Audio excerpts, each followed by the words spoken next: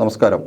ലോകം അതിവേഗം മാറുകയാണ്. വിവര സാങ്കേതിക രംഗത്ത് നടക്കുന്ന കുതിപ്പിനൊപ്പം കേരളത്തിലെ പൊതുവിദ്യാഭ്യാസ മേഖലയും സഞ്ചരിക്കുകയാണ്. നിർമ്മിത ബുദ്ധിയുടെയും റോബോട്ടിക് സാങ്കേതികവിദ്യയുടെയും കാലത്ത് നമ്മുടെ കുട്ടികളെ ആ സാങ്കേതിക മേന്മകൾ പഠിക്കുന്നതിന് ആവശ്യമായ സാങ്കേതിക സംവിധാനങ്ങൾ ഒരുക്കുകയാണ് കേരളത്തിലെ പൊതുവിദ്യാലയങ്ങളിൽ. അതിന് നേതൃത്വം നൽകുന്ന കൈറ്റ്സിൻ്റെ CEO കെ അൻവർ സാദത്ത് നമ്മോടൊപ്പമുണ്ട്. നമസ്കാരം സാർ. സാർ, നമുക്ക് ഈ ഇപ്പോൾ ഏറെ ചർച്ച ചെയ്യുന്ന ഒരു വിഷയത്തിൽ നിന്ന് ആരംഭിക്കാമെന്ന് തോന്നുന്നുണ്ട്. പ്രത്യേകിച്ചും ഇപ്പോൾ ലോകം നിശ്ചലമായി എന്ന് പറയുന്ന രീതിയിലാണ് കാര്യങ്ങൾ കഴിഞ്ഞ 2-3 ദിവസമായി ഈ കമ്പ്യൂട്ടർ ഇൻ്റർനെറ്റ് കാര്യത്തിൽ നടക്കുന്നത്. മൈക്രോസോഫ്റ്റിൻ്റെ വിൻഡോസ് പണിമുടക്കി. പക്ഷേ ആ പണിമുടക്കിൻ്റെ ഭാഗമായി ലോകത്തെ എല്ലാ ഈ കമ്പ്യൂട്ടർ ഉപയോഗിച്ച് പ്രവർത്തിക്കുന്ന എല്ലാ മേഖലകളും, പ്രത്യേകിച്ച് വിമാന സർവീസ് അടക്കമുള്ള മേഖലകൾ, വൈദ്യരംഗങ്ങളൊക്കെ നിശ്ചലമായ സമയത്തും ഈ കൊച്ചു കേരളം പിടിച്ചു നിന്നു. പ്രത്യേകിച്ചും കേരളത്തിലെ സർവീസ് മേഖല, സർക്കാരുമായി ബന്ധപ്പെട്ട മേഖലകളൊക്കെ അത് ബാധിച്ചില്ല. അതിന് പ്രധാനപ്പെട്ട കാരണം ഫ്രീ സോഫ്റ്റ്വെയർ കേരളം ഉപയോഗിച്ച് തുടങ്ങി. കേരളത്തിലെ സർക്കാരിൻ്റെ എല്ലാ സംവിധാനങ്ങളും, ഈ ഓഫീസ് സംവിധാനം ആവട്ടെ, ഈ ട്രഷറി ആവട്ടെ, എല്ലാ മേഖലകളിലും സർക്കാരിൻ്റെ ഒരു നയത്തിൻ്റെ ഭാഗമായാണ് ഫ്രീ സോഫ്റ്റ്വെയർ ഉപയോഗിക്കുന്നത്. അപ്പം ഫ്രീ സോഫ്റ്റ്വെയറിനെ കുറിച്ചുള്ള പ്രചരണം നടക്കുന്ന സമയങ്ങളിലൊക്കെ അന്ന് ഈ ഇത്തരം കുത്തക സോഫ്റ്റ്വെയറുകൾക്ക് വേണ്ടി ബാധിക്കുന്ന ആളുകളൊക്കെ പലപ്പോഴും പരിഹാസ്യത്തോടു കൂടി അതിനെ വ്യാഖ്യാനിച്ചിട്ടുണ്ട്, അതിനെ നോക്കിക്കണ്ടിട്ടുണ്ട്. പക്ഷെ ഇപ്പം ലോകം വീണ്ടും ഫ്രീ സോഫ്റ്റ്വെയറിനെ കുറിച്ച് ചർച്ച ചെയ്യാണ്. എനിക്ക് തോന്നുന്നത് ഇത് ഏറ്റവും ഫലപ്രദമായി ഉപയോഗിച്ചത് നമ്മുടെ സ്കൂൾ മേഖലയാണ്. ഈ ITT സ്കൂൾ, നേരത്തെ ITT സ്കൂളും ഇപ്പം കൈറ്റ്സുമായ സംവിധാനമാണ് ഉപയോഗിച്ചത്. അതിന് നേതൃത്വം കൊടുത്ത ഒരു വ്യക്തി എന്ന നിലക്ക് സാറിന് ആ അനുഭവം, ഇതിൻ്റെ പ്രശ്നങ്ങൾ, ഇത് എങ്ങനെ മറികടക്കാൻ കഴിയും എന്നുള്ളതിനെക്കുറിച്ച് ഒന്ന് വിശദമാക്കണം. ഈ നമ്മുടെ കേരളത്തിൽ വളരെ ശക്തമായൊരു സ്വതന്ത്ര സോഫ്റ്റ്വെയർ പ്രസ്ഥാനം ഉണ്ടായിരുന്നു. അത് നമ്മളിപ്പോൾ ഏതെങ്കിലും വ്യക്തികളായിട്ടല്ല, ഒരു മൂവ്മെൻ്റായിട്ട് തന്നെ വന്നതാണ്. 2007 കേരളത്തിലെ IT പോളിസി ആ തരത്തിൽ ആഗോളതലത്തിൽ തന്നെ ശ്രദ്ധിക്കപ്പെട്ടതാണ്. റിച്ചാർഡ് സ്റ്റാൾമാൻ ഉൾപ്പെടെ, സ്വതന്ത്ര സോഫ്റ്റ്വെയറിൻ്റെ സ്ഥാപന റിച്ചാർഡ് സ്റ്റാൾമാൻ ഉൾപ്പെടെ കേരളത്തിൽ വരികയും അങ്ങനെ കേരളത്തിൽ സർക്കാർ മേഖലയിൽ സ്വതന്ത്ര സോഫ്റ്റ്വെയർ നിർബന്ധമാക്കിക്കൊണ്ട് ഉത്തരവിറക്കുകയും, അത് വെറുതെ ഉത്തരവിറക്കുകയല്ല, അതിൻ്റെ എല്ലാ പിന്നൊരുക്ക പ്രവർത്തനങ്ങളും നടത്തിയിട്ടാണ് അത് ചെയ്തത്. നമ്മൾ സ്വതന്ത്ര സോഫ്റ്റ്വെയർ എന്ന് പറയുന്നത് കേവലം അന്ന് ഉണ്ടായിരുന്നത് പൊതുവായിട്ടുള്ളത്. ഇപ്പോൾ പല ആളുകളും കമ്പ്യൂട്ടർ ഉപയോഗിക്കാനൊക്കെ ആ കാലങ്ങളിലൊക്കെ പഠിച്ചത് വിൻഡോസ് ഉപയോഗിച്ചിട്ടാണ്. നമ്മുടെ മുമ്പിൽ വേറെ ഓപ്ഷൻസ് ഇല്ല. വളരെ യൂസർ ഫ്രണ്ട്ലി ആയിട്ടുള്ള ഇൻ്റർഫേസ് ആണ്. പക്ഷേ അവരുടെ മോഡൽ എന്ന് പറയുന്നത് ഒരു പ്രൊപ്രൈറ്റർഷിപ്പാണ്. നമുക്ക് ലൈസൻസ് വേണം, നമുക്ക് ഇഷ്ടം പോലെ കോപ്പികൾ എടുക്കാൻ പറ്റില്ല, അല്ലെങ്കിൽ നിങ്ങൾ പൈറേറ്റർ ആവണം, നിങ്ങൾ തെറ്റ് ചെയ്യണം. അപ്പോൾ അതിനെ മറികടന്ന് സ്വതന്ത്ര സോഫ്റ്റ്വെയർ എന്ന് വരുമ്പോൾ ആളുകൾക്ക് സങ്കല്പിക്കാൻ പോലും കഴിയാത്ത സമയത്താണ് 2006 മുതൽ തുടങ്ങി 2007 കഴിഞ്ഞ് 8 SLC പരീക്ഷ വരുമ്പോൾ, അതാണ് അതിലെ നിർണായകം. SLC പരീക്ഷയിൽ പൂർണ്ണമായും സ്വതന്ത്ര സോഫ്റ്റ്വെയറിലേക്ക് കേരളം മാറുകയും കേരളത്തിൽ 5 ലക്ഷത്തോളം കുട്ടികൾ അന്ന് സ്വതന്ത്ര സോഫ്റ്റ്വെയർ IT പരീക്ഷ, പ്രായോഗിക പരീക്ഷ എഴുതുകയും ചെയ്തു എന്നുള്ളതാണ് അതിൻ്റെ ഒരു പ്രത്യേകത. അപ്പോൾ നമുക്ക് പൊതുവിദ്യാഭ്യാസ മേഖലയിലാണെന്നുണ്ടെങ്കിൽ സ്വതന്ത്ര സോഫ്റ്റ്വെയറിൻ്റെ ഉപയോഗം അതിൻ്റെ യൂസർ ഫ്രണ്ട്ലിനെസ് മാത്രമല്ല, ഇതേ വളർന്ന രൂപത്തിൽ ആർട്ടിഫിഷ്യൽ ഇൻ്റലിജൻസ് ഉൾപ്പെടെ പാഠ്യപദ്ധതിയിൽ വരാനും അനിമേഷനും ഗ്രാഫിക്സും മൾട്ടിമീഡിയ ഒക്കെ യഥേഷ്ടം ഉപയോഗിക്കാനും ഒരു തടസ്സവുമില്ലാതെ ഉപയോഗിക്കാനും പാഠ്യപദ്ധതിയുടെ ഭാഗമാക്കാനും കഴിഞ്ഞത് സ്വതന്ത്ര സോഫ്റ്റ്വെയർ ഉപയോഗിക്കുന്നത് കൊണ്ടാണ്. കാരണം ഇതിൻ്റെ പകർപ്പുകൾ എടുക്കാനും നമുക്ക് ആവശ്യമായ മാറ്റം വരുത്താനും. ഇപ്പം ഒരു അക്കാദമിക് രംഗത്ത് സ്കൂളുകളെ സംബന്ധിച്ചൊരു സാങ്കേതികവിദ്യ ഉപയോഗിക്കുമ്പോൾ സാങ്കേതികവിദ്യക്കനുസരിച്ച് സ്കൂളുകളിലെ പാഠ്യപദ്ധതി മാറില്ല, പാഠ്യപദ്ധതിക്കനുസരിച്ച് നമ്മൾ ഈ പറയുന്ന സാങ്കേതിക വിദ്യയെ പരുവപ്പെടുത്തിയെടുക്കുകയാണ് ചെയ്തിട്ടുള്ളത്. അതാണ് ITT സ്കൂളിലൂടെയും കൈറ്റിലൂടെയും കേരളത്തിലെ പൊതുവിദ്യാഭ്യാസ വകുപ്പ് ചെയ്തിട്ടുള്ളത്. ഇതിന് സ്വതന്ത്ര സോഫ്റ്റ്വെയർ ഇല്ലെങ്കിൽ നമുക്ക് കഴിയുമായിരുന്നില്ല എന്നുള്ളതാണ്. ഇപ്പോൾ ആഗോളതലത്തിൽ വന്ന വിൻഡോസിനെ ബാധിച്ച പ്രശ്നങ്ങളും അതിന് മുമ്പ് വനാക്രൈ വൈറസ് ഇതുപോലുള്ള പ്രശ്നങ്ങൾ വരുന്നതും നമ്മളെ ബാധിക്കാതിരിക്കുന്നത് പ്രധാനമായും ഈ സ്വതന്ത്ര സോഫ്റ്റ്വെയറിൽ വെച്ചിട്ട് തന്നെയാണ്. അപ്പോൾ ഇതൊരു മൂവ്മെൻറ്റിൻ്റെ ഭാഗമായിട്ടാണ് കേരളത്തിലെ സ്വതന്ത്ര സോഫ്റ്റ്വെയർ വന്നു എന്നുള്ളതാണ് അതിൻ്റെ ചുരുക്കി പറയാനുള്ളത്. എനിക്ക് തോന്നുന്നു ഇപ്പം സാറ് AI പരിശീലനത്തെക്കുറിച്ച് പറഞ്ഞു. കേരളത്തിൽ ഈ അധ്യയന വർഷം മുതൽ കേരളത്തിലെ പാഠ്യപദ്ധതി അതുപോലെ പാഠപുസ്തകവും മാറി. ജനറൽ അതിന് പൂരകമായ രീതിയിൽ IT മേഖലയിൽ IT വിദ്യാഭ്യാസത്തിലും ഒരുപാട് മാറ്റങ്ങൾ വന്നു. പാഠപുസ്തകം മാറി. ഇപ്പം 7ാം ക്ലാസ്സിലെ പാഠപുസ്തകത്തിൽ AI പഠിപ്പിക്കുന്നു, ആർട്ടിഫിഷ്യൽ ഇൻ്റലിജൻസ്. എനിക്കാണ് ആർട്ടിഫിഷ്യൽ ഇൻ്റലിജൻസ് ഇപ്പോഴും സംസ്ഥാനത്ത് അല്ലെങ്കിൽ ഈ ലോകത്ത് തന്നെ അതിനെക്കുറിച്ച് 2 തരം ചർച്ചകൾ നടക്കുന്നുണ്ട്. അതിൻ്റെ മൊറാലിറ്റിയായിട്ട് ബന്ധപ്പെട്ടൊക്കെയുള്ള ചർച്ചകൾ നടക്കുന്നുണ്ട്. പക്ഷേ വേണ്ടത്ര അങ്ങോട്ട് വലിയ പ്രചാരം ഇപ്പോഴും നേടിയിട്ടില്ല. പല തലങ്ങളിലേക്ക് അത് എത്തിയിട്ടില്ല. പല വ്യവസായശാലകളൊക്കെ അത് ഉപയോഗിക്കണോ വേണ്ടേ എന്നുള്ളതിലൊക്കെ രണ്ട് തരം ചർച്ചകൾ നടക്കുന്ന സമയത്ത് കേരളത്തിലെ ഒരു കൊച്ചു കേരളത്തിലെ വിദ്യാഭ്യാസ മേഖലയിൽ ഏതാണ്ട് 4 ലക്ഷത്തോളം കുട്ടികൾ ഈ AI പഠിക്കുകയാണ്. അപ്പോൾ അത് അങ്ങനെ ഒരു സംവിധാനം വരുമ്പോൾ അതിനാവശ്യമായപ്പം ഈ അവധിക്കാലത്ത് 80,000-ഓളം അധ്യാപകർക്ക് പരിശീലനം നൽകി കഴിഞ്ഞു. അത് ഒരു ചരിത്ര സംഭവമാണ്. രാജ്യത്ത് തന്നെ ആദ്യമായിട്ടാണ് വിദ്യാർത്ഥികൾക്ക് AI പരിശീലനം, അത് പാഠ്യപദ്ധതിയുടെ ഭാഗമായി, അല്ലാതെ അതിന് പുറത്തുള്ളൊരു പരിശീലനമല്ല അത് നൽകുന്നത്. അതിൻ്റെ ഒരു എനിക്ക് തോന്നുന്നു അത് ഏതാണ്ട് അതിൻ്റെ പ്രാഥമിക തലത്തിൽ ആരംഭിച്ച് കഴിഞ്ഞിട്ടുണ്ട്. അതിൻ്റെ ഒരു എക്സ്പീരിയൻസ് എന്താണ്, അതിൻ്റെ സാധ്യതകൾ എന്താണ്? അത് നമ്മൾ കേരളത്തിൽ ഈ സാങ്കേതിക വിദ്യ പൊതുവിദ്യാഭ്യാസ മേഖലയിൽ ഉപയോഗിക്കുന്നത് നമ്മൾ ഒരു നിരന്തരമായി മെച്ചപ്പെടുത്തിക്കൊണ്ടിരിക്കുന്നൊരു പ്രക്രിയയാണ്. നമ്മളൊരു സുപ്രഭാതത്തിൽ വന്നതല്ല. ഇപ്പോൾ ഉദാഹരണത്തിന് കോവിഡ് സമയത്ത് ലോകം മുഴുവൻ നിശ്ചലമായപ്പോൾ നമുക്ക് ഒരു ബൾബ് സ്വിച്ചിട്ട പോലെ നമുക്ക് ഡിജിറ്റൽ ക്ലാസ്സുകൾ തുടങ്ങാൻ കഴിഞ്ഞത് ഈ കൈറ്റ് വിക്ടേഴ്സുള്ള ചാനലുള്ളത് കൊണ്ടും അതോടൊപ്പം നമ്മുടെ 45,000 ക്ലാസ് മുറികളായിട്ടൊക്കെ ആക്കി മുഴുവൻ അധ്യാപകർക്കും പരിശീലനം നൽകി ഉള്ളടക്ക വികസനത്തിൽ അവരെ പര്യാപ്തമാക്കിയത് കൊണ്ടാണ്. ഇതേ പ്രോസസ്സ് തന്നെയാണ് AI കാര്യത്തിലും. കാരണം നമുക്ക് ലിറ്റിൽ കൈറ്റ്സ് IT ക്ലബ്ബുകളുണ്ട് കുട്ടികളുടെ. ഏകദേശം 1,80,000 കുട്ടികൾ ഓരോ വർഷവും 8, 9, 10 ക്ലാസ്സുകളായി ഈ ക്ലബിൻ്റെ അംഗങ്ങളായിട്ട് വരുന്നുണ്ട്. ഈ കുട്ടികൾക്ക് കൊടുക്കുന്ന കഴിഞ്ഞ വർഷം തന്നെ കൊടുത്ത പരിശീലന മൊഡ്യൂളിൽ ആർട്ടിഫിഷ്യൽ ഇൻ്റലിജൻസും ഇൻ്റർനെറ്റ് ഓഫ് തിങ്സും റോബോട്ടിക്സും എല്ലാം ഉൾപ്പെട്ടിരുന്നു. അങ്ങനെ ആ ഒരു വർഷം കഴിഞ്ഞ് ഈ വർഷം ഒന്നും കൂടെ അവരെ പരിശീലിപ്പിച്ചതിൻ്റെ ഒരു അനുഭവത്തിൻ്റെ അടിസ്ഥാനത്തിലാണ് നമ്മൾ ഈ വർഷം മാറുന്ന 7ാം ക്ലാസ്സിലെ പാഠപുസ്തകത്തിൽ ആർട്ടിഫിഷ്യൽ ഇൻ്റലിജൻസ് ഉൾപ്പെടുത്തിയത്. അത് ആർട്ടിഫിഷ്യൽ ഇൻ്റലിജൻസ് 2 തരത്തിലുണ്ട്. ഒന്ന് നമ്മൾ കാണുന്ന ChatGPT, ജെമിനി പോലുള്ള ടൂളുകളാണ്, ടൂളുകൾ ഉപയോഗിക്കലാണ്. അത് മാറിക്കൊണ്ടൊക്കെയായിരിക്കും. ചിത്രം വരയ്ക്കലും കുറച്ച് രസകരമായിട്ടും കുറച്ച് അവരുടെ പ്രക്രിയ എളുപ്പമാക്കുന്നുണ്ട്. പക്ഷേ നമ്മുടെ കോഡിങ് പ്രോഗ്രാമിങ്ങിനെ നമ്മൾ പറയുന്ന കോഡിങ് വിഷ്വൽ പ്രോഗ്രാമിങ്ങിൻ്റെ ഭാഗമായിട്ട് കുട്ടികൾ പഠിക്കുന്നതിൻ്റെ തുടർച്ചയായിട്ടാണ് നമ്മൾ ഈ ആർട്ടിഫിഷ്യൽ ഇൻ്റലിജൻസിൻ്റെ കോൺസെപ്റ്റ് 7ാം ക്ലാസ്സിൽ കൊണ്ടുവന്നത്. അത് കമ്പ്യൂട്ടർ വിഷൻ എന്ന് പറഞ്ഞതാണ്. ഇപ്പോൾ നമ്മുടെ AI ക്യാമറയിൽ നമ്മൾ എങ്ങനെയാണ് AI ക്യാമറ മറ്റേ സീറ്റ് ബെൽറ്റ് ഇടാത്തതും ഹെൽമെറ്റ് ഇടുന്നത് മൊബൈൽ ഫോൺ ഉപയോഗിക്കുന്നത് കണ്ടെത്തുന്നത് എന്നുള്ളത് പോലെ അവരുടെ മുഖത്തെ ഭാവങ്ങൾ എങ്ങനെ കമ്പ്യൂട്ടർ തിരിച്ചറിയുന്നു എന്നുള്ളത് ഒരു പ്രോഗ്രാമിങ്ങിലൂടെ കുട്ടി എഴുതുക എന്നുള്ളത്. അപ്പോൾ ആ കുട്ടിയുടെ പ്രോഗ്രാമിംഗ് ചിന്ത, കാര്യങ്ങൾ വിശകലനം ചെയ്യാനുള്ളത്, ആ ആപ്റ്റിറ്റ്യൂഡ്, ഇതെല്ലാം ഒരുപാട് ഘടകങ്ങൾ ഇതിന് നമ്മുടെ കരിക്കുലം നിഷ്കർഷിക്കുന്ന ഒരുപാട് ഘടകങ്ങൾ ഇതുമായി ബന്ധപ്പെട്ടിട്ടുണ്ട്.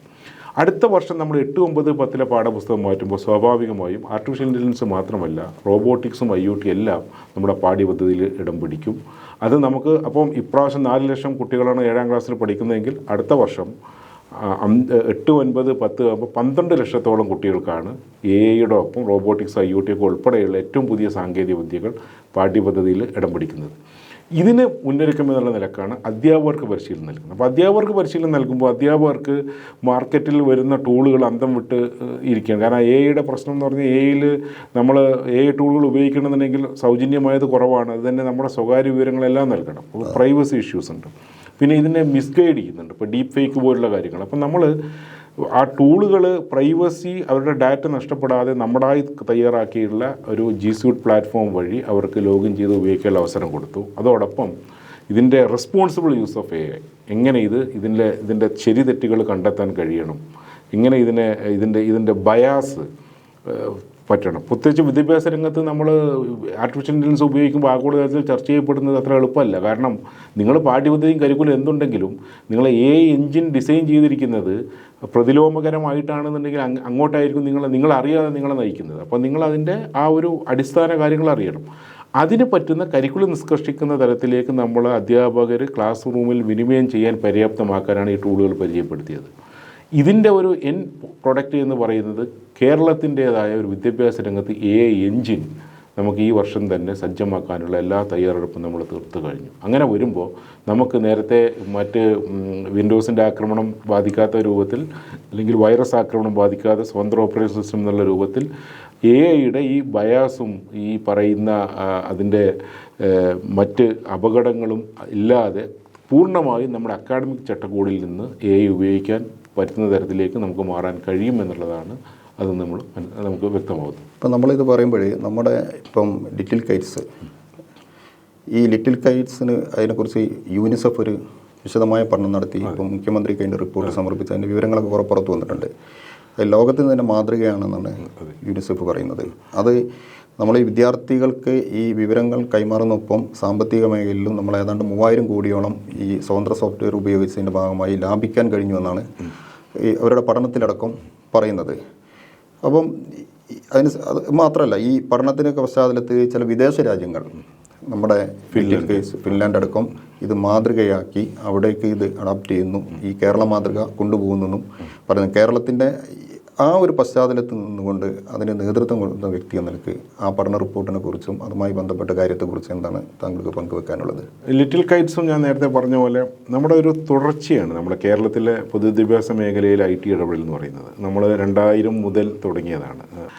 നാനാർ ഗവൺമെൻറ് കാലത്താണ് സ്കൂളുകളിൽ IT പഠിപ്പിക്കുന്ന തീരുമാനം വരുന്നത്. പിന്നീട് അത് പല ഗവൺമെൻറ് തുടങ്ങി. 2016 പൊതുവിദ്യാഭ്യാസ സംരക്ഷണ യജ്ഞം എന്ന് പറയുന്നത് പിന്നെ പ്രധാനപ്പെട്ടൊരു മിഷനായിട്ട് തന്നെ വരുന്നത്. അതിൻ്റെ ഭാഗമായിട്ടാണ് സ്കൂളിൽ ഹൈടെക് സ്കീം വരുന്നത്. 45,000 ക്ലാസ് മുറികൾ ഹൈടെക് ആക്കാൻ. അതിൻ്റെ പദ്ധതി തുടക്കുന്നത് 2018 ജനുവരിയിലാണ്.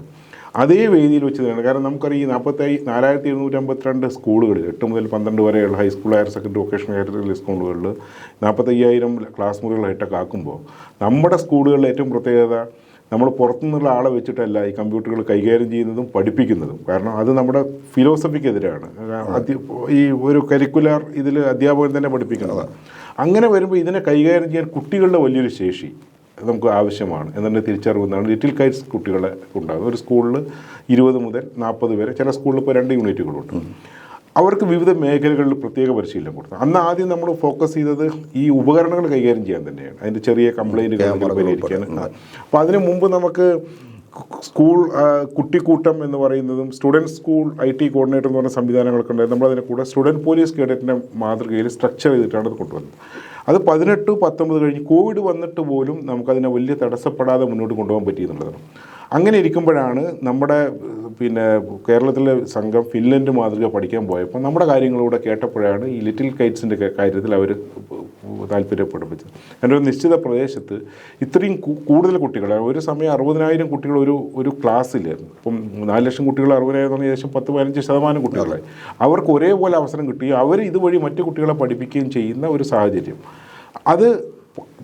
അതിൻ്റെ റിപ്പോർട്ടുകൾ വന്ന് കഴിഞ്ഞപ്പോഴാണ് യൂണിസെഫ് ഇതിലേക്ക് താല്പര്യം പ്രകടിപ്പിക്കുന്നത്. അപ്പോൾ യൂണിസെഫ് അത് വളരെ പോസിറ്റീവായിട്ട് നമ്മുടെ വിവിധ സ്കൂളുകളിൽ അവർ നടത്തിയ പഠന സംഘം പഠിച്ചു. നമ്മുടെ ട്രൈബൽ സെക്ടറിലും ഫിഷർമാൻ സെക്ടറിലും ഒക്കെ പഠിച്ചിട്ടിൻ്റെ അടിസ്ഥാനത്തിലാണ് വന്നത്. അതിൽ കുറേ നമുക്ക് മെച്ചപ്പെടുത്താനുള്ള കുറേ നിർദ്ദേശങ്ങളുണ്ട്.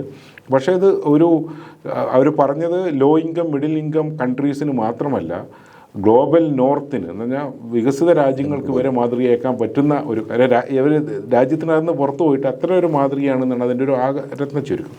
അപ്പോൾ തീർച്ചയായിട്ടും നമ്മളുടെ മാതൃകകൾ അംഗീകരിക്കാനും, ഇപ്പോൾ നമുക്കൊരു ആഗോളതലത്തിലുള്ള ഒരു നെറ്റ്വർക്കിൻ്റെ ഭാഗമാണ് നമ്മൾ ഓൾറെഡി സ്വതന്ത്ര സോഫ്റ്റ്വെയർ എന്ന് പറയുന്നത്. നമ്മുടെ സ്കൂളുകളിൽ ഉപയോഗിക്കുന്ന ജിബ്ര എന്ന് പറയുന്നത് സാൾസ്ബർഗ് യൂണിവേഴ്സിറ്റിയാണ്, ഫെറ്റ് കൊളറാഡോ യൂണിവേഴ്സിറ്റിയാണ്, മാസച്യൂസെറ്റ് ഇൻസ്റ്റിറ്റ്യൂട്ട് ഓഫ് ടെക്നോളജിയുടെ പ്രശസ്തമായ സ്ക്രാച്ച് പ്രോഗ്രാമാണ് നമ്മുടെ വിഷ്വൽ പ്രോഗ്രാമിന്, ആപ്പ് ഇൻവെൻറ്റർ. അങ്ങനെ ലോകത്തിലെ ഏറ്റവും ബെസ്റ്റ് ഫ്രീ സോഫ്റ്റ്വെയറിൽ നമ്മുടെ സ്കൂളിൽ പ്രയോജനപ്പെടുന്നുണ്ട്. അപ്പോൾ ആ ഒരു നെറ്റ്വർക്ക് കുറച്ചുകൂടി വിപുലപ്പെടുത്താനും കുറച്ചും കൂടെ ഈ പറയുന്ന ടെക്നോളജി ഫോർ സൊസൈറ്റിയിലേക്ക് തരും. പിന്നെ ലിറ്റിൽ കൈറ്റ്സിൻ്റെ പ്രധാനപ്പെട്ട ഒരു പ്രവർത്തനം 4 ലക്ഷം രക്ഷിതാക്കൾക്ക് ഈ കുട്ടികൾ നേരിട്ട് ഡിജിറ്റൽ സാക്ഷരത നൽകി. അപ്പോൾ അവിടെ സൈബർ കുറ്റകൃത്യങ്ങളുണ്ട്, സൈബർ ഉപകരണങ്ങൾ, OTP ബന്ധപ്പെട്ട സുരക്ഷകൾ, fact checking, fake news identification തുടങ്ങിയ കാര്യങ്ങളെല്ലാം വന്നിട്ടുണ്ട്. ഇനി ഗ്രാജുവലി നമുക്ക് AI ലിറ്ററസി, 50,000 ടീച്ചേഴ്സിന് കഴിഞ്ഞ് പബ്ലിക്കിനും AI ലിറ്ററസി ഉൾപ്പെടെയുള്ള കാര്യങ്ങൾ ചെയ്യാൻ പറ്റുന്ന വലിയൊരു വിഭവശേഷി ലിറ്റിൽ കൈറ്റ്സിനുണ്ട് എന്നുള്ളതാണ് ഇതിനെ ശ്രദ്ധേയമാക്കുന്നത്. ഇത് പറയുമ്പോഴേ ഇപ്പം നമ്മൾ കോവിഡ് കാലത്താണ് നമ്മുടെ വിദ്യാഭ്യാസം സമ്പൂർണ്ണമായി ഓൺലൈൻ പ്ലാറ്റ്ഫോമിലേക്ക് മാറി. അത് ഏറ്റവും നന്നായിട്ട് വിജയിപ്പിച്ചതും കേരളമാണ്. ആ സമയത്താണ് ഈ ഡിജിറ്റൽ ഡിവൈഡ് എന്ന് പറയുന്ന ഒരു സംവിധാനത്തെക്കുറിച്ചുള്ള ചർച്ചയും സജീവമായത്. അതായത് ഇപ്പം സാർ നേരത്തെ പറഞ്ഞതുപോലെ ഇപ്പം ഈ ചില ഗോത്ര വിഭാഗങ്ങൾക്ക് അവിടുത്തെ കുട്ടികൾക്ക് ഇത് ആക്സസ് അല്ല. ചില തീരദേശ മേഖലകളിൽ അത് തന്നെ എനിക്ക് തോന്നുന്നത് മലപ്പുറത്ത് ചില സ്ഥലങ്ങളിൽ സാറ് തന്നെ പോയി ചില സ്ഥലങ്ങളിൽ പഠനം നടത്തുകയും അവിടെ അതിനായി സംവിധാനം ഒരുക്കുകയും ചെയ്തിട്ടുണ്ട്. ആ സമയത്ത് വളരെ സജീവമായി വന്ന ഒരു പ്രയോഗമാണ് ഡിജിറ്റൽ ഡിവൈഡ്. ഈ ഡിജിറ്റൽ ഡിവൈഡ് ഏറ്റവും കൂടുതലുള്ളത് നമ്മളെ വിദ്യാർത്ഥികൾക്കിടയിലാണ്, ഒരു പുതിയ തലമുറ എന്ന നിലയ്ക്ക്. അത് മറികടക്കാൻ ഇപ്പോഴത്തെ ഈ നമ്മുടെ ഈ കൈറ്റ്സിനും അതുപോലെ ലിറ്റിൽ കൈറ്റ്സ് വഴിയും സാധിക്കുമെന്നുള്ള ഒരു പ്രതീക്ഷ സാറിനുണ്ടോ? ഡിജിറ്റൽ ഡിവൈഡ് എന്ന് പറയുന്നത് ആഗോളതലത്തിൽ തന്നെ എനിക്ക് തോന്നുന്നു 90-കൾക്ക് അവസാനം സജീവമായിട്ട് കൊണ്ടുവരും. നമ്മൾ ഡിജിറ്റൽ ലിറ്ററസി പ്രോഗ്രാമൊക്കെ നടത്തുന്നത്, അക്ഷയ പരിപാടിയൊക്കെ വരുന്നതൊക്കെ ഈ ഒരു ഡിജിറ്റൽ ഡിവൈഡിൻ്റെ തരണം ചെയ്യുന്നതിൻ്റെ ഭാഗമായിട്ടാണ്. കോവിഡ് സമയത്ത് നമ്മൾ ഡിജിറ്റൽ ഡിവൈഡ് ഒഴിവാക്കാൻ എടുത്തൊരു സ്ട്രാറ്റജിക് പൊസിഷൻ കേരളം എടുത്തത് ഓൺലൈൻ ഇൻ്റർനെറ്റ് ആവശ്യമായുള്ള കാര്യങ്ങളിലേക്കോ ഡിവൈസ് ആവശ്യമായുള്ള കാര്യങ്ങളിലേക്കോ പോകുന്നതിന് പകരം നമ്മൾ ബ്രോഡ്കാസ്റ്റ് മീഡിയമായിട്ട് എടുത്തു. കാരണം വിക്ടേഴ്സ് ചാനലിലേക്ക് എല്ലാ കേബിൾ ശൃംഖലയിലും വന്ന് ലഭ്യമായിരുന്നു. പിന്നീട് എല്ലാ DTH ഓപ്പറേറ്റേഴ്സിലും വന്നു. അങ്ങനെ കേരളത്തിലെ 93% 93% ഹൗസ് ഹോൾഡ്സിലും ഇത് കിട്ടി. അതിനെ സപ്ലിമെൻറ്റ് ചെയ്തിട്ടാണ് നമ്മൾ യൂട്യൂബിലും കാര്യങ്ങളൊക്കെ വന്നത്. അന്ന് നമ്മുടെ സ്കൂളുകളിൽ 2 ലക്ഷത്തോളം ലാപ്ടോപ്പുകൾ ഉണ്ടായിരുന്നു. അത് ഇല്ലാത്തവർക്ക് ഉപയോഗിക്കാനുള്ള അവസരം കൊടുത്തു. അന്ന് ഏറ്റവും വലിയ ഒരു പബ്ലിക് പാർട്ടിസിപ്പേഷൻ ഉണ്ടാക്കി. അതായത് 1.5 ലക്ഷത്തോളം അധികം കുട്ടികൾക്ക് മൊബൈൽ ഫോണും കാര്യങ്ങളൊക്കെ കൊടുക്കുന്നൊരു വലിയ, നമ്മളെ ആ ഗ്രാഫ് മെയ്യിൽ 2 ലക്ഷം കുട്ടികൾ ഗ്യാപ്പ് ഉണ്ടായിരുന്നെങ്കിൽ ജൂൺ 8, 9, 10 ആയപ്പോഴേക്കത് 0 കൊണ്ടുവരാൻ നമുക്ക് കഴിഞ്ഞു എന്നുള്ളതാണ്. അതോടൊപ്പം തന്നെ അതിൻ്റെ തുടർച്ചയായിട്ട് നമ്മൾ ഓൺലൈൻ പഠനം, മറ്റേത് ബ്രോഡ്കാസ്റ്റ് മീഡിയത്തിലെ ഡിജിറ്റൽ ക്ലാസ്സുകൾക്ക് വരെ ഓൺലൈൻ മീഡിയം വന്നപ്പോൾ 2021 പുതിയ ഗവൺമെൻറ് വന്നപ്പോൾ അന്ന് തീരുമാനിച്ചത് ആദിവാസി മേഖലയിൽ ഇൻ്റർനെറ്റ് കണക്ടിവിറ്റി എത്തിക്കുക, ഒപ്പം അവർക്ക് ഈ പറയുന്ന ഉപകരണങ്ങൾ നൽകുക. അതാണ് വിദ്യാകിരണം സ്കീം. നമ്മുടെ 42,000 ഉപകരണങ്ങൾ ഇവർക്ക് വേണ്ടി പഠിക്കാൻ ആ സമയത്ത് കൊടുത്തു. ആ സമയം കഴിഞ്ഞ ശേഷം അതായത് സ്കൂളിലേക്ക് ഇതാക്കാൻ പറ്റും. അപ്പോൾ ഉപകരണങ്ങളുടെ കാര്യത്തിൽ ഇപ്പം നമ്മുടെ എന്ത് സ്കീമാണെന്നുണ്ടെങ്കിലും ഒരു കുട്ടിക്ക് വീട്ടിൽ കമ്പ്യൂട്ടറോ ലാപ്ടോപ്പോ ഇൻ്റർനെറ്റോ ആവശ്യമില്ലാതെ സ്കൂളിൽ നിന്ന് തന്നെ പഠിക്കാൻ പറ്റുന്ന തരത്തിലാണ് നമ്മുടെ മൊത്തം സിസ്റ്റവും ഡിസൈൻ ചെയ്തിരിക്കുന്നത്. ഡിജിറ്റൽ കൈസ് എല്ലാം അതാണ്. അപ്പോൾ അതുകൊണ്ട് ഉള്ളവനും ഇല്ലാത്തവനും, ഡിജിറ്റൽ സാങ്കേതികവിദ്യ ഉള്ളവനും ഇല്ലാത്തവനും തമ്മിലുള്ളൊരു വ്യത്യാസം ഫീൽ ചെയ്യേണ്ട ഒരു സാഹചര്യം ഒരുക്കാത്ത തരത്തിലാണ് നമ്മൾ കേരളത്തിൽ ഈ പറയുന്ന സമഗ്ര പോർട്ടലാണെങ്കിലും സഹിതമാണെങ്കിലും വിക്ടേഴ്സ് ക്ലാസ്സുകളാണെങ്കിലും നമ്മുടെ മറ്റ് IT ഉപകരണങ്ങളും ഡിജിറ്റൽ കൈസ് എല്ലാം ക്രമീകരിച്ചിരിക്കുന്നത്. അത് നമ്മളൊരു നയപരമായിട്ട് എടുത്തിരിക്കുന്ന ഒരു തീരുമാനം തന്നെയാണ്. ഇത് പറയുമ്പോൾ ഒരു ചില സ്കൂളുകളിൽ നിന്നൊക്കെ വരുന്ന ഒരു ആശങ്ക എന്ന് പറയുന്നത്, ഇപ്പം നമ്മൾ 7ാം ക്ലാസ്സിലെ കുട്ടികൾക്ക് AI പരിശീലനം നൽകുന്നു. അതുപോലെ തന്നെ വളരെ സജീവമായി ഇപ്പം സാറ് പറഞ്ഞതുപോലെ ഇപ്പം അടുത്ത വർഷം 9ാം ക്ലാസ്സിലെ കുട്ടികൾക്ക് ഒക്കെ പാഠ്യപദ്ധതി മാറുന്നതിൻ്റെ ഭാഗം 8, 9, 10 ഹൈസ്കൂളിലേക്ക് ഇത് വരുന്നു. പക്ഷെ നമ്മുടെ സ്കൂളുകളിൽ ഇത് ഉപയോഗിക്കത്തക്ക രീതിയിലുള്ള കമ്പ്യൂട്ടർ ലാബുകളുടെ അപര്യാപ്തത ചില സ്കൂളുകളിലെങ്കിലും നിലനിൽക്കുന്നുണ്ട് എന്നുള്ളത് ഒരു വസ്തുതയാണ്. തലസ്ഥാനത്ത് പോലും ചില പ്രമുഖ സ്കൂളുകൾക്ക് പോലും ആവശ്യത്തിന്, പ്രത്യേകിച്ചും നമ്മൾ ഇതൊരു ഭാഗത്ത് പറയുമ്പം ഹയർ സെക്കൻഡറിയിലൊക്കെ മാത്സ് പഠനത്തിനൊക്കെ ഇപ്പോൾ കമ്പ്യൂട്ടർ ലാബ് വേണം. നേരം മാത്സ് പോലും കമ്പ്യൂട്ടർ ലാബ്, നേരത്തെ കമ്പ്യൂട്ടർ സയൻസും കൊമേഴ്സ് ആയിരുന്നെങ്കിൽ ഇപ്പോൾ മാത്സിലേക്കും കഴിഞ്ഞ 2-3 വർഷമായിട്ട് കമ്പ്യൂട്ടർ ലാബിൻ്റെ സഹായം ആവശ്യമാണ്. അപ്പം സ്കൂളുകളിൽ ആവശ്യത്തിനുള്ള ഈ കമ്പ്യൂട്ടർ ലാബുകൾ MLA ഫണ്ടിൽ നിന്നും മറ്റും പരിമിതികളുണ്ടെന്ന് പറയുന്നു. അപ്പോൾ അതിനാവശ്യമായൊരു സംവിധാനം കൂടെ, അതിനെക്കുറിച്ചൊരു പഠനം നടത്തിയിട്ടുണ്ട്. അതായത് ഇത്തരം സംവിധാനങ്ങൾ നമുക്ക് സ്കൂളുകളിലുണ്ടോ എന്നുള്ളൊരു പഠനം കൂടെ നടത്തിയിട്ടുണ്ട്. ഇതൊരു കാരണം നമ്മൾ 2000 മുതൽ IT സ്കൂൾ വരുന്ന സമയത്ത് ഗവൺമെൻറ് നേരിട്ട് ഒന്നും ഉപകരണങ്ങൾ കൊടുക്കുന്ന സംവിധാനം ഉണ്ടായിരുന്നില്ല. അത് PTA ഒക്കെ പ്രാദേശികമായിട്ട് വരുന്നവരായിരുന്നു. നമ്മൾ കമ്പ്യൂട്ടർ എഡ്യൂക്കേഷൻ വരുന്നത് 2005 SLCക്ക് ആദ്യമായിട്ട് വരുമ്പോഴൊന്നും പഠിക്കാനുള്ളത് പ്രാദേശികമായിട്ട് വരുന്നതാണ്. 2007-12 നമ്മൾ 250 കോടിയുടെ IT ഉപകരണങ്ങൾ ബ്രോഡ്ബാൻഡ് ഇൻ്റർനെറ്റൊക്കെ സ്കൂളിലേക്ക് ആദ്യമായിട്ട് കൊടുക്കുന്നത്. അത് കഴിഞ്ഞു. പിന്നീടും ഈ 12-ന് ശേഷവും 11-12-ന് ശേഷവും കാര്യമായിട്ടൊന്നും വന്നില്ല. പക്ഷേ 2016 നമ്മളൊരു സ്റ്റഡി നടത്തി. അന്ന് അതിൻ്റെ അടിസ്ഥാനത്തിലാണ് ഹൈടെക് സ്കൂൾ പ്രോജക്റ്റ് ഉണ്ടായത്. അപ്പോൾ നിങ്ങൾ നോക്കൂ, നമ്മൾ ഏത് ഹൈസ്കൂളാണെങ്കിലും ക്ലാസ് റൂം ഒന്ന് വെച്ചിട്ട് അവിടെ ലാപ്ടോപ്പും പ്രൊജക്ടറും ഉണ്ട്. 45,000 ക്ലാസ് റൂമുകളുണ്ട്. പക്ഷേ അതിന് പുറമെ ഇപ്പോഴത്തെ ഒരു സാഹചര്യം എന്ന് പറഞ്ഞു കഴിഞ്ഞാൽ ഓരോ കുട്ടിക്കും ഇൻഡിവിജ്വലായിട്ട് ലാപ്ടോപ്പുകളൊക്കെ ഉണ്ടെങ്കിലേ ശരിക്കും പഠനം പൂർത്തിയാവുള്ളൂ. അപ്പോൾ നമ്മൾ 2 വെച്ചിട്ട് ഷെയർ ചെയ്യുന്നു, ചിലപ്പോൾ 2 ബാച്ച് ആക്കുന്നു, അങ്ങനെയുള്ള കാര്യങ്ങൾ ചെയ്യുന്നു. ഇതൊരു നിരന്തരം ഒറ്റ സ്ട്രെച്ചിൽ നമുക്ക് തീർക്കാൻ പറ്റുന്നതല്ല. മാത്രമല്ല ഇപ്പോൾ 5 വർഷം കഴിഞ്ഞു, അതിൻ്റെ വാറണ്ടി കഴിഞ്ഞ് AMCയിലേക്ക് പോവുകയാണ്, ഇത് റിന്യൂ ചെയ്യണം. അപ്പോൾ ഇത് വിവിധ സ്കീമുകളിലായി ചില സ്ഥലത്ത് അതിൻ്റെ ഷോർട്ടേജ് ഉണ്ടെങ്കിലും ഇതൊരു പ്രയോറിറ്റി ഏരിയ തന്നെയാണ്. ഇതിങ്ങനെ ഗ്രാജ്വലി പുതുക്കിക്കൊണ്ടിരിക്കുകയാണ്. 2018-20 സമയത്ത് നമ്മൾ കേരളം സമ്പൂർണ്ണ ഡിജിറ്റൽ സാക്ഷരത സമയത്ത് ഒറ്റ സ്ട്രെച്ചിൽ ഇത് ഡിപ്ലോയ് ചെയ്തു. നമുക്ക് അങ്ങനെ ഒരു ഡിപ്ലോയ്മെൻറ്റിന് ഒരുപാട് തുക വേണ്ടതുകൊണ്ട് ഇതിൻ്റെ ആവശ്യം വേണ്ട സ്ഥലത്ത് ഘട്ടം ഘട്ടമായി ഡിപ്ലോയ് ചെയ്യാനുള്ള സ്ട്രാറ്റജി ഇപ്പോൾ ഗവൺമെൻറ് തീരുമാനിച്ചു കഴിഞ്ഞിട്ടുണ്ട്. അതുകൊണ്ട് തീർച്ചയായിട്ടും നമുക്ക് ആ ഒരു വിടവ് നികത്താൻ കഴിയുമെന്നുള്ളത് തന്നെയാണ് പ്രതീക്ഷ. ഇപ്പോൾ നമ്മളെ ഈ ഇൻ്റർനെറ്റിൻ്റെ വരവിൻ്റെ ഏറ്റവും പ്രധാനപ്പെട്ട ഗുണങ്ങളിലൊന്ന് നമ്മുടെ ഓഫീസ് സംവിധാനങ്ങൾ എല്ലാം ഓൺലൈനിലേക്ക് മാറി എന്നുള്ളതാണ്.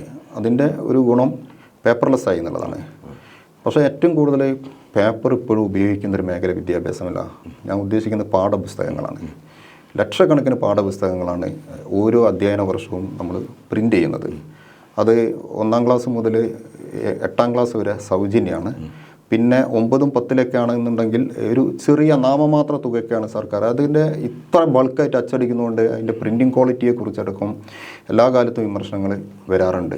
നമുക്ക് സാർ എല്ലാ കുട്ടികൾക്കും ഇപ്പോൾ കോവിഡ് കാലത്ത് പിന്നെ ക്ലാസ് റൂമുകളിൽ വന്ന കുട്ടികളാകട്ടെ, അതിനുശേഷം ഈ സ്കൂളുകളിലേക്ക് വന്ന കുട്ടികളാവട്ടെ, ഇവർക്കെല്ലാവർക്കും ഇപ്പം നമ്മളെക്കാളൊക്കെ മൊബൈൽ ഫോൺ ഉപയോഗിക്കാനും ഈ ഇത്തരം ടൂൾസുകൾ ഉപയോഗിക്കാനും നന്നായിട്ട് അറിയാം.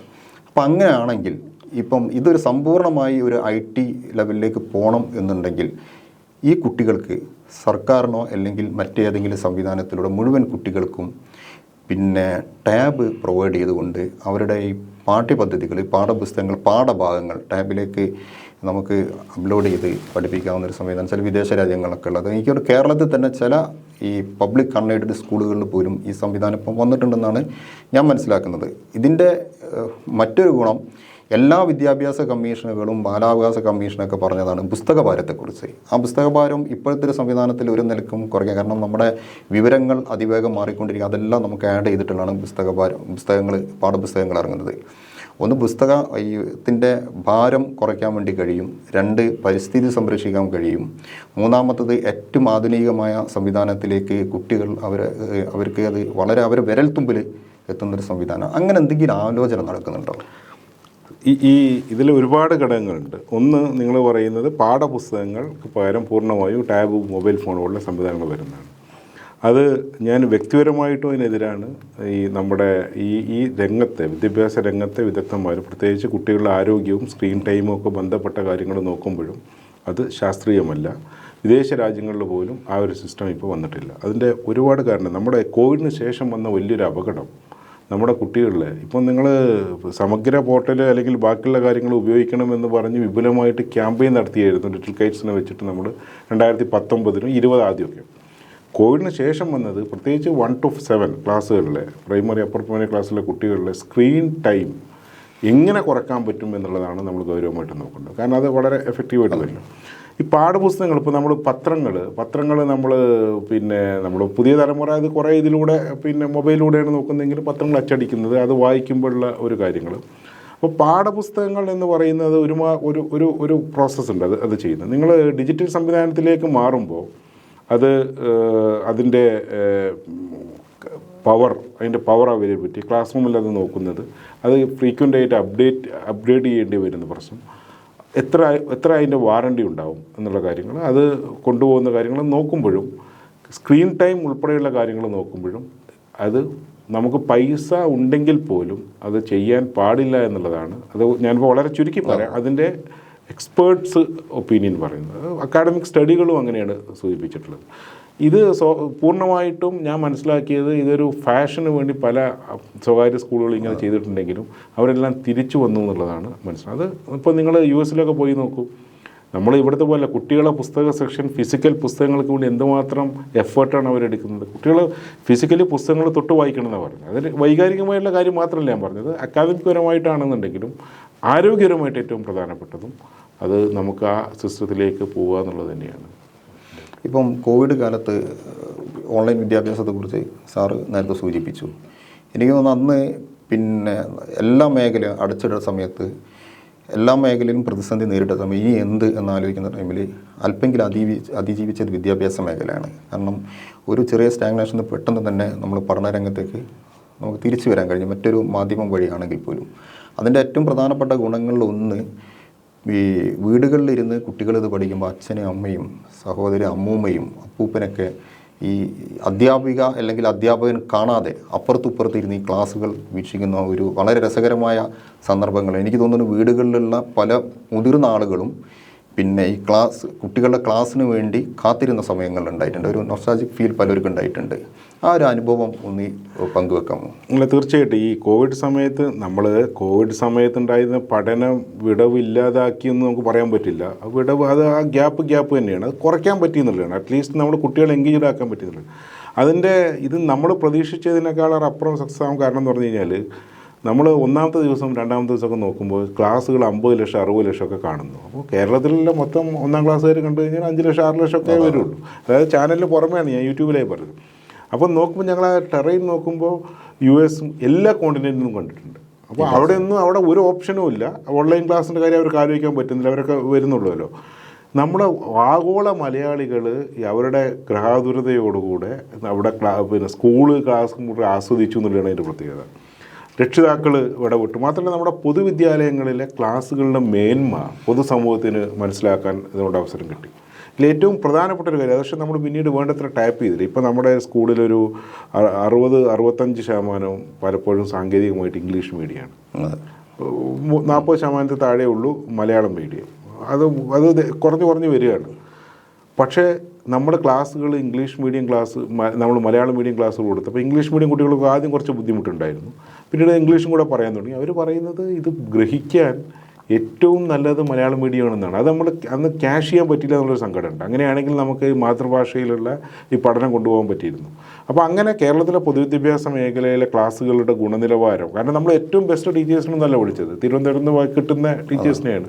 പക്ഷേ അതൊരു പ്രൊപ്രൈറ്ററി ആയിട്ടുള്ള സമീപനം അനുസരിച്ച് ഈ പരിമിതികൾ ഉണ്ടായിരുന്നെങ്കിൽ അത് രേഖപ്പെടുത്താൻ പറ്റിയെന്നുള്ളതും, അത് തുടർച്ചയായിട്ട് കുറേ ആളുകൾക്ക് ഇതിൽ രംഗത്ത് ഉയർന്നു വന്നു. കണ്ടൻറ്റ് എന്ന് പറയുന്നത് ഒരു വലിയ പ്രോസസ്സായിട്ട് വന്നു. അങ്ങനെ ഒരുപാട് ഗുണം നമുക്ക് ഉർവശി ശാബ് ഉപകാരം എന്ന് പറഞ്ഞ പോലെ കോവിഡ് സമയം നമുക്ക് നൽകി, ഒരു ഫീഡ്ബാക്ക് നൽകി എന്നുള്ളതാണ്.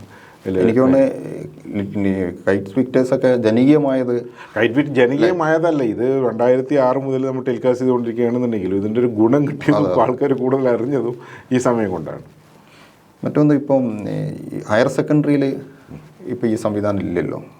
ഹയർ സെക്കൻഡറിയിൽ ക്ലാസ് മുറികളായിട്ടൊക്കെ ആയിട്ടുണ്ട്, സമഗ്ര പോർട്ടലും അതുണ്ട്. അത് മാത്രമല്ല കമ്പ്യൂട്ടർ സയൻസ് സ്ട്രീമൊക്കെ, കമ്പ്യൂട്ടർ സയൻസ് സ്ട്രീം പിന്നെ വേറെ തന്നെയാണ്. അത് പക്ഷേ ലിറ്റിൽ കൈറ്റ്സ് ഇല്ല.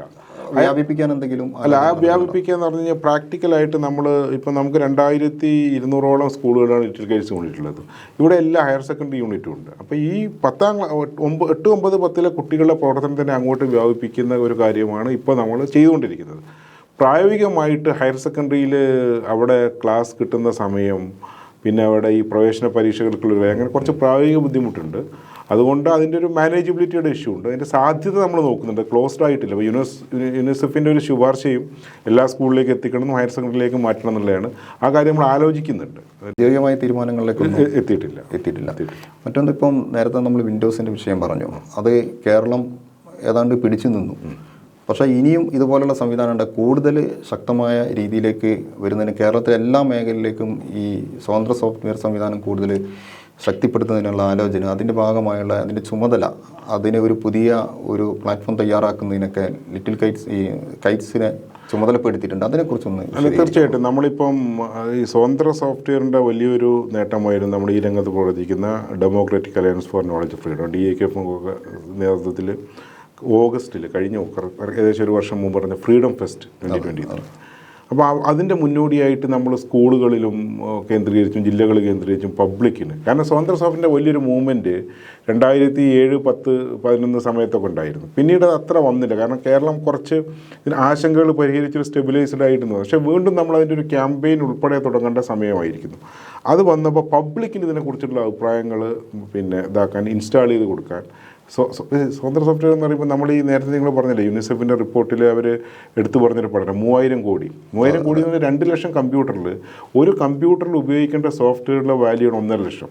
നമ്മുടെ സ്കൂളിലെ ഓരോ കമ്പ്യൂട്ടറിലുള്ള സോഫ്റ്റ്വെയറുകളുടെ വാല്യൂ മൊത്തം നോക്കുമ്പോൾ, കാരണം അവിടെ നിങ്ങൾക്ക് ഇമേജ് എഡിറ്റിങ്ങിന് സോഫ്റ്റ്വെയർ ഉണ്ട്, അനിമേഷനുണ്ട്, GIS-നുണ്ട്, സൗണ്ട് റെക്കോർഡിങ്ങിനുണ്ട്, ഈ എഡ്യൂക്കേഷൻ സോഫ്റ്റ്വെയറുകളുണ്ട്, ഓഫീസ് സ്യൂട്ട്, ഓട്ടോ കാർഡിന് പകരം ലിബ്രെ കാർഡ്, നമ്മുടെ ടാലിക്ക് പകരം ടാലിക്ക് ഒരു 15,000 രൂപ വരുന്നുണ്ട്, അതിന് പകരം ഗ്നു കഥ, ഇങ്ങനെയുള്ള ഒരു സോഫ്റ്റ്വെയറുകളുടെ ഒരു എല്ലാം ഒരു കുടക്കീഴിൽ കിട്ടുന്ന ഒരു പ്രതീതി തരും. ഇതിൻ്റെ ഗുണം ജനങ്ങൾക്ക് കൂടെ അറിഞ്ഞു കഴിഞ്ഞാൽ സ്വാഭാവികമായിട്ടും ജനങ്ങൾ അവർ വേറെ ആവേശമോ അല്ലെങ്കിൽ ഫിലോസഫിയൊന്നും വേണ്ട, യൂട്ടിലിറ്റി പോയിന്റ് ഓഫ് വ്യൂവിൽ തന്നെ ഉപയോഗിക്കാൻ സൗകര്യം എന്നുള്ളത് കൊണ്ട് തന്നെ സ്വതന്ത്ര സോഫ്റ്റ്വെയറിലേക്ക് മാറും.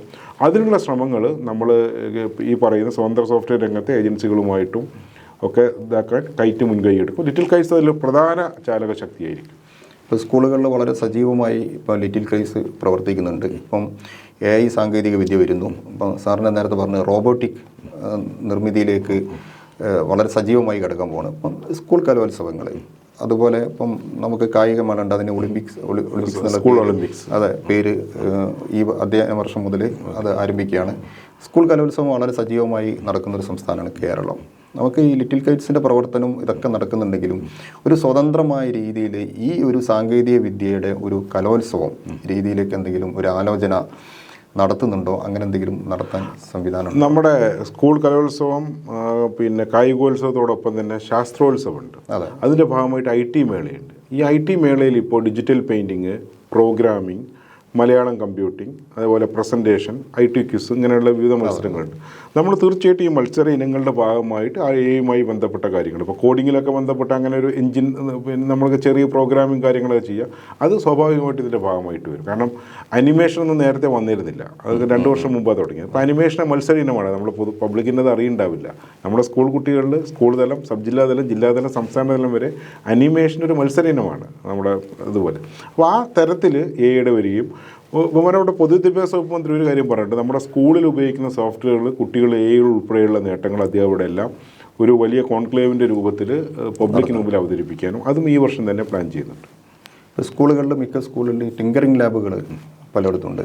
അപ്പോൾ അത് ഒരു സ്വതന്ത്ര ഒരു സംവിധാനം പോലെയാണ് പ്രവർത്തിക്കുന്നത്. അതിന് വേറെ ഒരു സംവിധാനം, വേറെ കുട്ടികൾ ഒക്കെയാണ്. അത് IT നമ്മുടെ കൈറ്റ്സായിട്ട് ബന്ധപ്പെട്ട് മെർജ് ചെയ്തിട്ടുണ്ടെങ്കിലും ആലോചന നടക്കും. ശരിക്കും ടിങ്കറിംഗ് ലാബ് തുടങ്ങുന്നത് നീതി ആയോഗ് നേരിട്ടാണ്. അത് ശരിക്കും ഒരു ഫെഡറൽ സിസ്റ്റത്തിന് അനുകൂലമാണെന്ന് പറയാൻ പറ്റില്ല. കാരണം എന്താ വെച്ചിട്ടുണ്ടെങ്കിൽ ഇപ്പോൾ ഇപ്പോൾ പുതിയ സമഗ്ര ശിക്ഷയുടെ കീഴിൽ വരുന്ന ടിങ്കറിംഗ് ലാബ്, അതല്ലേ ഞാൻ പറഞ്ഞു, അടൽ ടിങ്കറിംഗ് ലാബ് എന്ന് പറഞ്ഞിട്ട് അതൊക്കെ വരുന്നതെന്ന് പറഞ്ഞു കഴിഞ്ഞാൽ സ്കൂളുകൾ നേരിട്ട് അപേക്ഷിക്കുന്നു, കൊടുക്കുന്നു, പ്രൈവറ്റ് ഏജൻസികൾ വന്നിട്ട് അവിടെ ഉപകരണങ്ങൾ ചെയ്യുന്നു.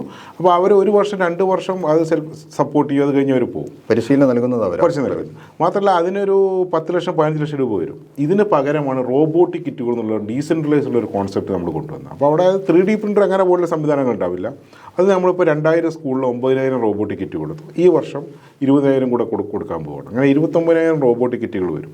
ഈ റോബോട്ടിക് കിറ്റുകൾ ഉപയോഗിച്ചിട്ടാണ് ഇതുകൂടെ കൊണ്ടാണ് ഞാൻ പറഞ്ഞ അടുത്ത വർഷം റോബോട്ടിക്സും IoT ഒക്കെ AIയുടെ കൂടെ തന്നെ 8, 9, 10 പുതിയ പാഠപുസ്തകങ്ങളിലേക്ക് വരും എന്ന് പറയുന്നത്. അപ്പം 29,000 നമ്മുടെ സ്കൂളുകളിലുണ്ടാവും.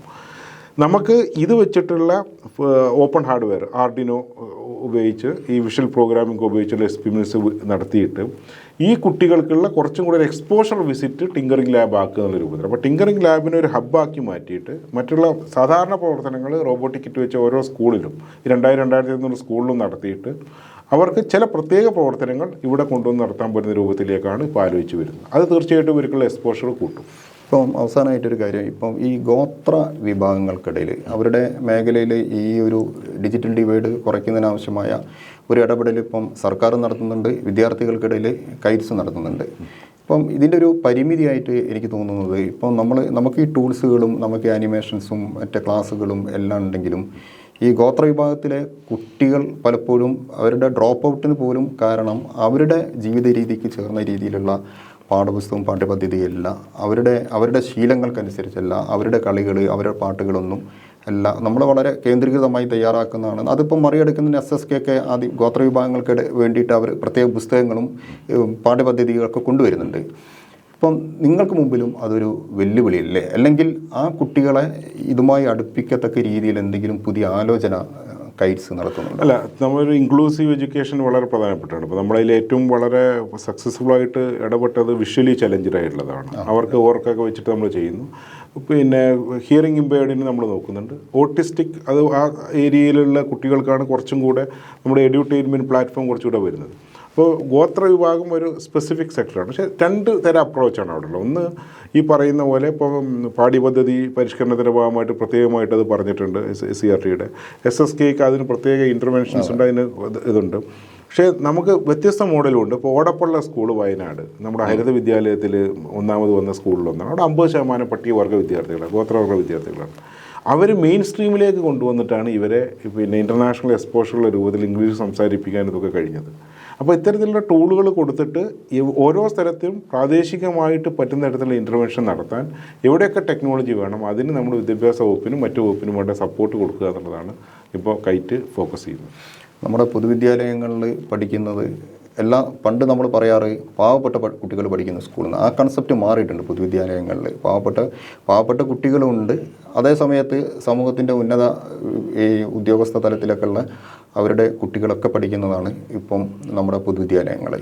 ആ പൊതുവിദ്യാലയങ്ങളെ ഈ രീതിയിൽ ഏറ്റവും മികവുറ്റാക്കി മാറ്റുന്നതിൽ നേരത്തെ ITIT സ്കൂളും ഇപ്പോൾ കൈറ്റ്സും വഹിക്കുന്ന പങ്ക് വളരെ വലുതാണ്. അതിന് കൂടുതൽ മുന്നോട്ട് കൊണ്ടുപോകാൻ കഴിയട്ടെ. എല്ലാവിധ ആശംസകളും. Okay, thank you.